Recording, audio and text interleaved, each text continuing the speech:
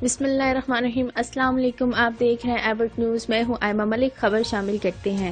ابتباط مولانا حافظ عامر حسین کے رمضان المبارک کے حوالے سے ایبٹ نیوز ایس کی سے خصوصی گفتگو۔ الشیطان الرجیم، بسم اللہ الرحمن الرحیم۔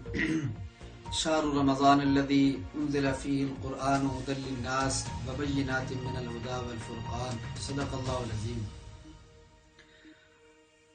جناب ناظرین، یہ رمضان المبارک کا ببرکت مہینہ ہے۔ اللہ رب العزت قرآن پاک میں اس کی تعریف فرماتے ہیں کہ رمضان کا مہینہ وہ ہے جس میں اللہ جل شانہ نے قرآن پاک کو نازل فرمایا، جو لوگوں کے واسطے ہدایت ہے۔ تو بھائی دوستو بزرگو، رمضان المبارک کا نام رمضان اس وجہ سے ہے کہ یہ رمض سے مشتق ہے، اور رمض عربی میں جلا دینے کو کہتے ہیں۔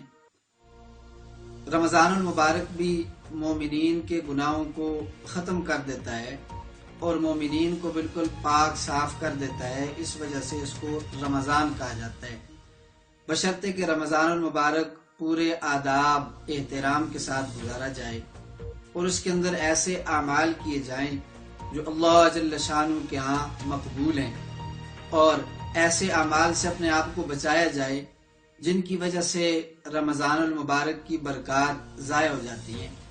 اور اس میں خصوصاً ایک بات میں خصوصیت کے ساتھ کہوں گا کہ رمضان المبارک میں عموماً مسلمانوں کے آپس میں جھگڑے وغیرہ جو ہو جاتے ہیں، یہ ایسی ایک بری چیز ہے جس کی وجہ سے اس کی برکات ختم ہو جاتی ہیں۔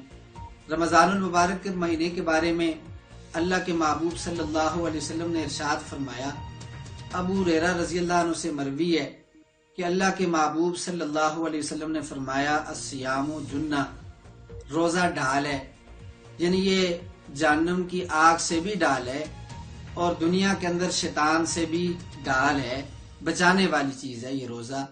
اور فرمایا جب تم میں سے کسی ایک کا روزہ ہو، یعنی کوئی آدمی روزہ سے ہو، رمضان المبارک کا روزہ اس نے رکھا ہوا ہے، تو فرمایا اس کو چاہیے کہ کوئی بیہودہ قسم کا کلام بھی نہ کرے اور اسی طرح چیخ و پکار شور و غل بھی نہ کرے۔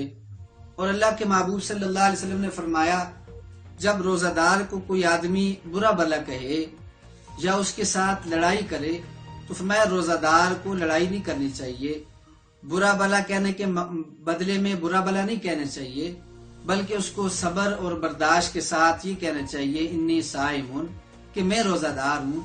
یعنی روزہ انسان کو صبر سکھاتا ہے، روزہ انسان کو برداشت سکھاتا ہے اور معاف کرنا سکھاتا ہے۔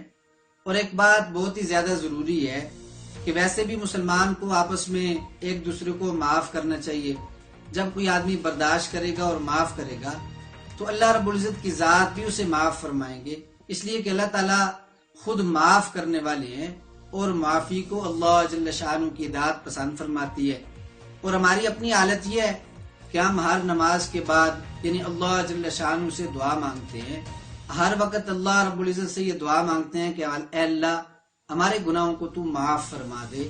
خود ہر وقت ہم اللہ جل شانہ سے معافی مانگتے ہیں، لیکن جب ہمارا آپس میں کوئی معاملہ ہوتا ہے بھائیوں کا تو ایک دوسرے کو ہم معاف نہیں کرتے، یعنی تھوڑی سی غلطی کی وجہ سے ایک دوسرے کو معاف نہیں کرتے، جس کی وجہ سے لڑائیاں ہوتی ہیں آپس میں، یعنی ایک دوسرے کے ساتھ مماری ہوتی ہے اور اعمال کی برکات بھی جس کے ساتھ اٹھ جاتی ہے۔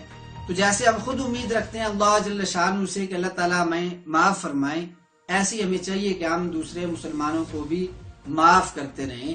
جب ہم دوسروں کو معاف کریں گے اللہ رب العزت ہماری غلطیوں کو، ہماری کوتاہیوں کو معاف کریں گے۔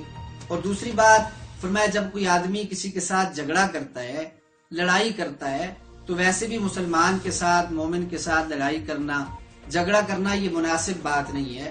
اللہ کے محبوب صلی اللہ علیہ وسلم نے فرمایا، سباب المسلم فسق و قتالہ کفر، مسلمان کو گالی دینا، برا بھلا کہنا، فرمایا یہ گناہ کی بات ہے، اور مسلمان کے ساتھ لڑائی کرنا یہ کفر والی بات ہے، یعنی مومن کے ساتھ لڑائی نہیں کر سکتا، مومنوں کے ساتھ کافر ہی لڑائیاں کرتے ہیں۔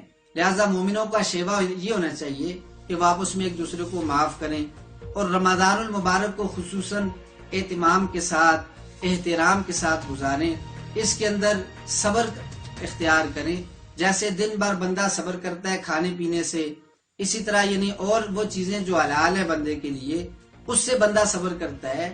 ایسی پوری زندگی کے اندر ایسے کام جو دل کی خواہش ہیں، خواہشات ہیں اور گناہ کے زمرے میں آتے ہیں، جیسے کسی کی غیبت کرنا، کسی کی برائی کرنا، اسی طرح لڑائی جھگڑا کرنا، یہ ساری کی ساری باتیں ساری زندگی حرام ہیں اور گناہ ہیں.